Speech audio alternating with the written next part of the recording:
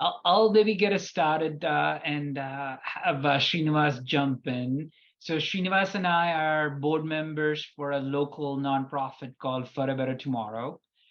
We've been in existence since 2010 in a in an official capacity as a 501c3 since 2013. So the focus of For a Better Tomorrow is about creating an advocacy for philanthropic work, not only in McLean County, but also globally. So we tend to raise funds and support nonprofit efforts, projects globally as well as in McLean County.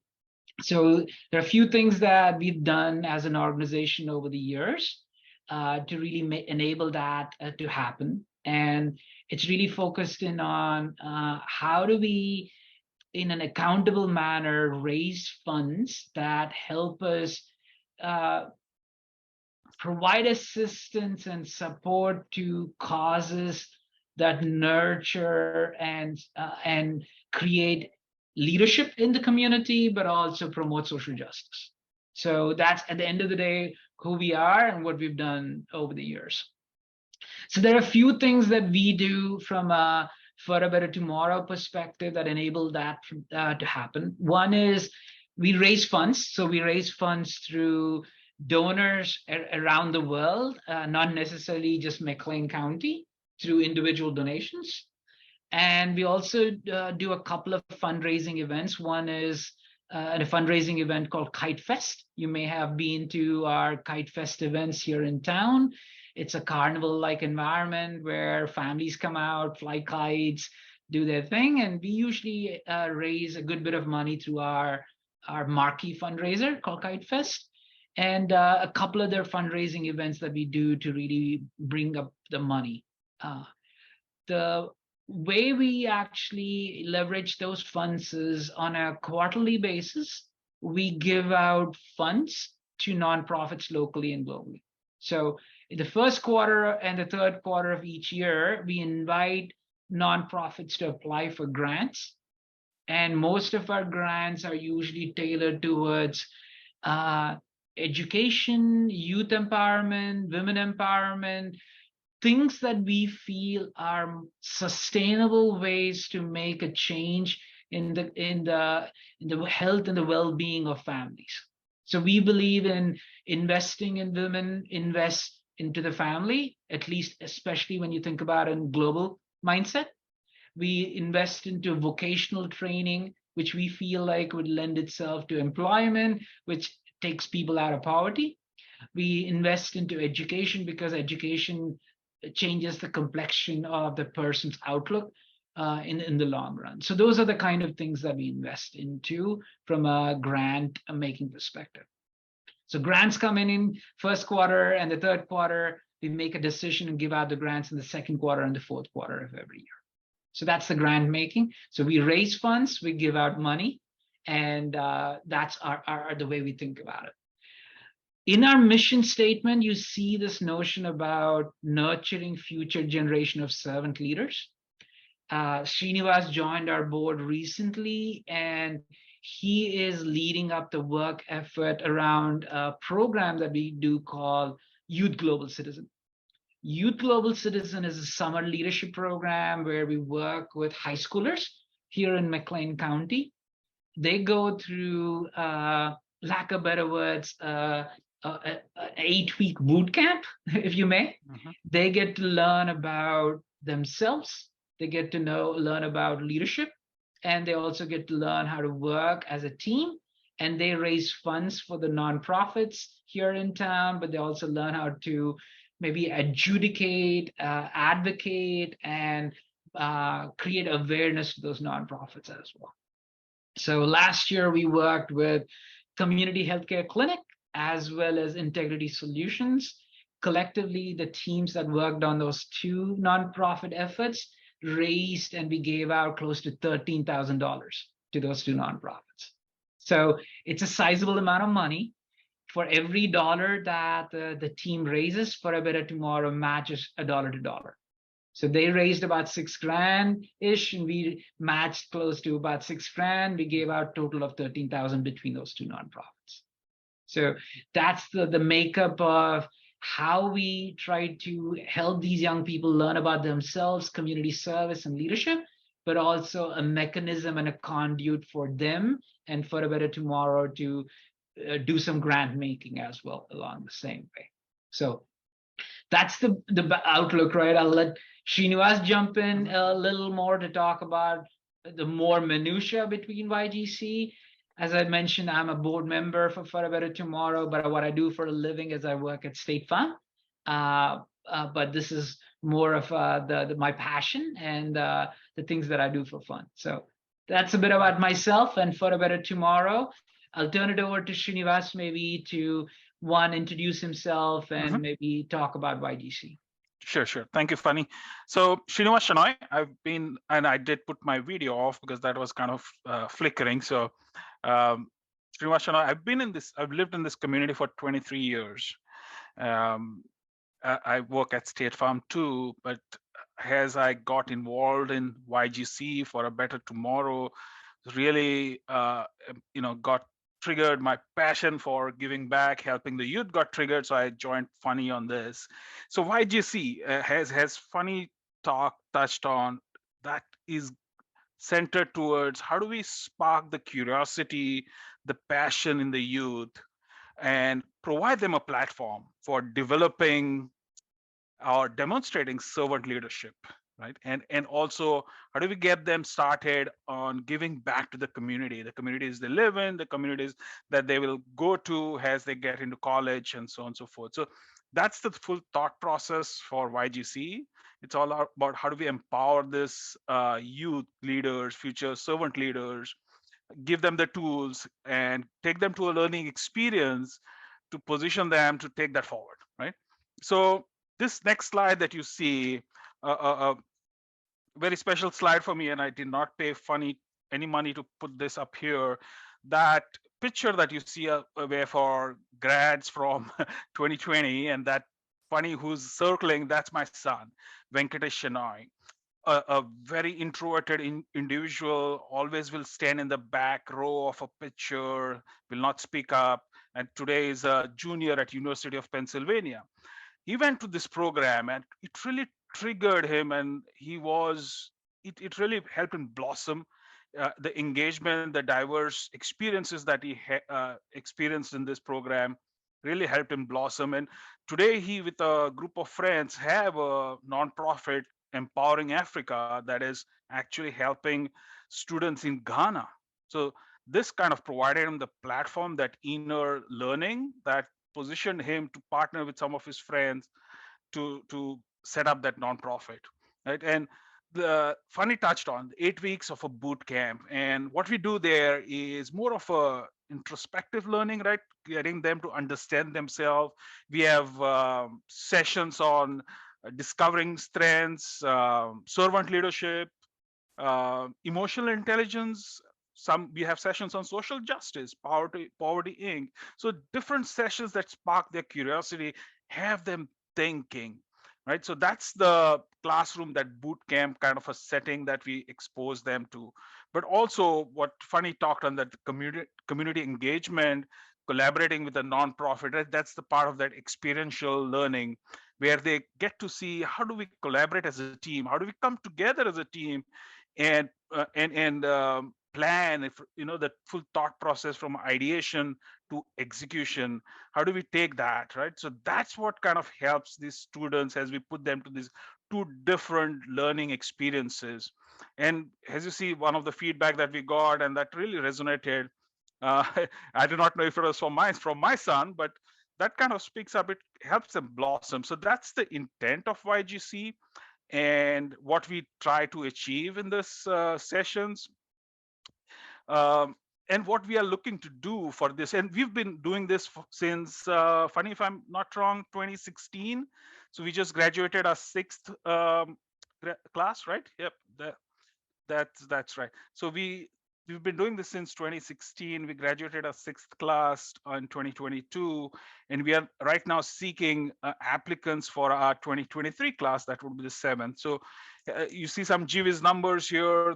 Over the period of 6 years, we've collected, donated $43,000. That's significant amount, and we've had 22 nonprofits that have benefited from these engagements that we have had. Fanny touched on the 2 efforts that we did, collaborations with nonprofits in 2022.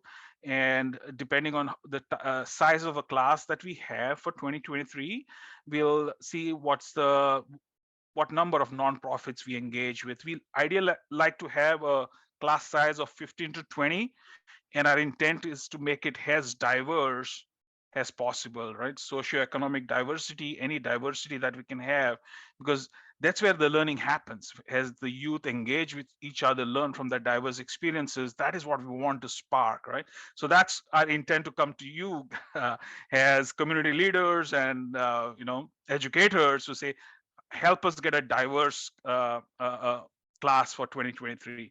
So here on the next slide, you see, right, if you are interested and if you know of any high school student who could benefit from this, please put in a nomination form for them, nominate a high school student, and we will take them through the process. And like I said, we want a diverse set of pool to come to this class of 2023. Funny, anything I missed on or anything you want to touch on? No, I think you covered it really well. We truly believe in the notion of social justice. And one way that we think we can make that difference is identifying individuals from all walks of life to empower them to be the masters of their own change. And this program is trying to enable that. Because the spirit of the program is, as much of there is a learning that they get from a speaker, it's more about learning from each other.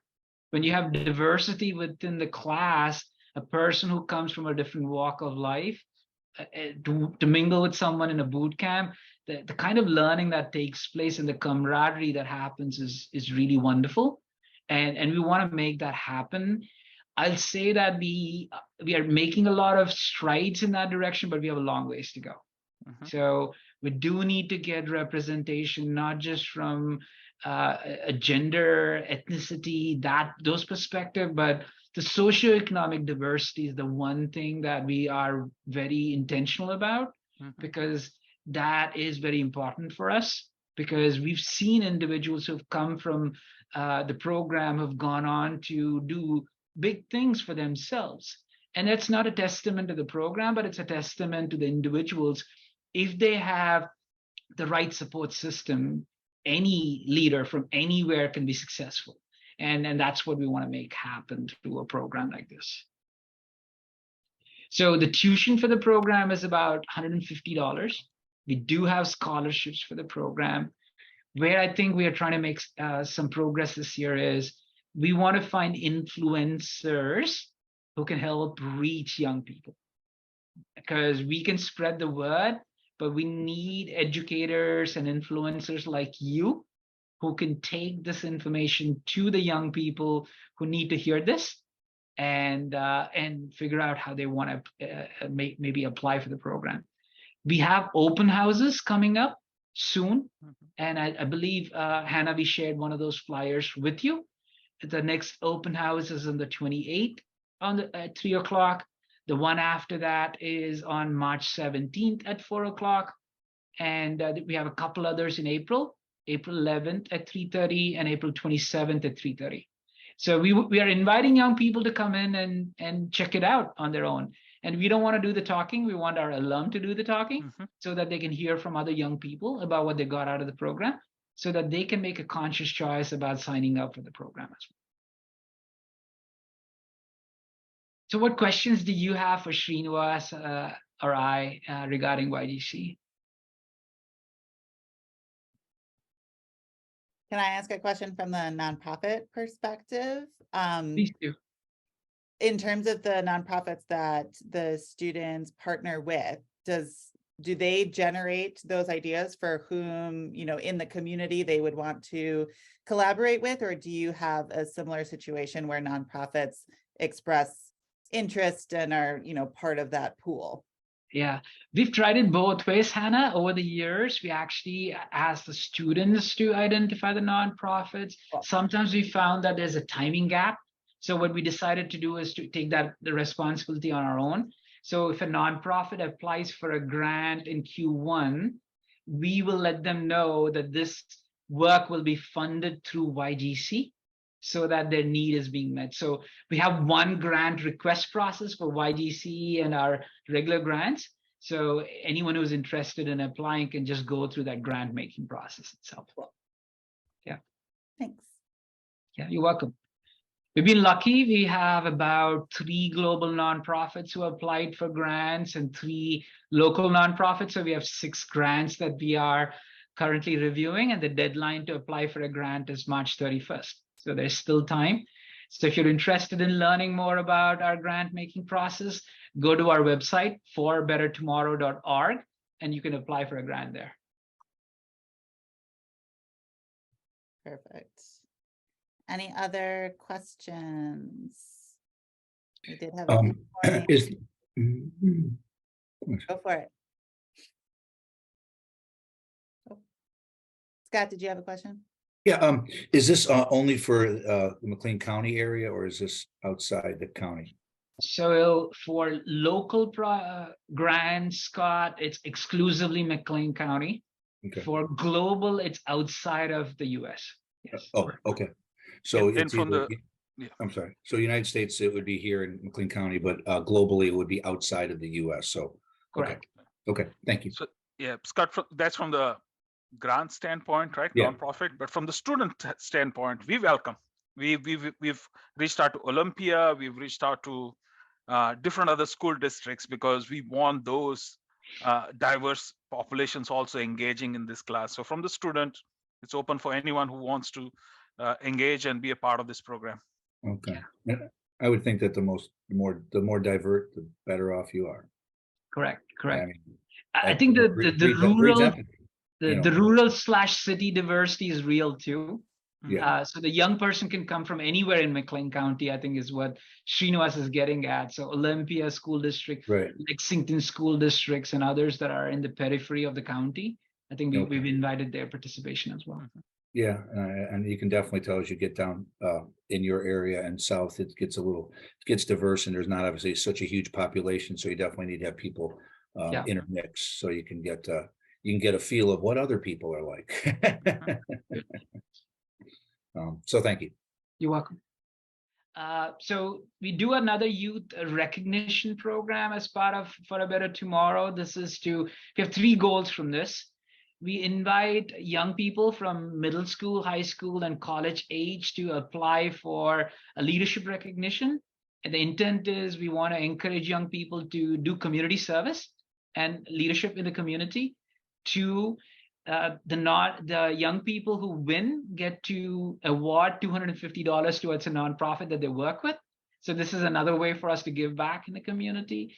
The third thing is we're also trying to figure out how do we inspire other young people to do community service. So the event is free. We invite young people to come into the event. They see people who look like them up on the stage making a difference, hoping to inspire those young people to get involved in the community. So maybe I'll go through this, right? We have nominations that we seek from educators and influencers like you. So we've done this at Heartland Community College last year.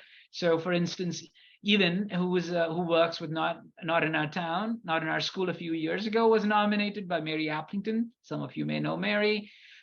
She ended up winning the award. So she was recognized, and we gave $250 towards not in our school. They get a certificate from the House of Representatives. Dan Brady's office was helpful in making that happen for us. They get an award, but more importantly, they get to advocate for the nonprofit, and they get to contribute towards that nonprofit as well, right? What I'll maybe share with you is that over the years, we've held this since 2016. no different from YGC. We've given out close to $27,000 to all McLean County nonprofits. It's a means also for us to raise funds to help us give out money through YGC. So for a better tomorrow, we don't have any staff at all. So every dollar that comes into For a Better Tomorrow goes back out into the community as well. So these are the two things that we do from a youth recognition and youth leadership perspective. Again, we usually seek YICU applications sometime from May through about August or September. Again, we want to build out our network of educators and influencers like you that we can work with to get the word out to our young people. So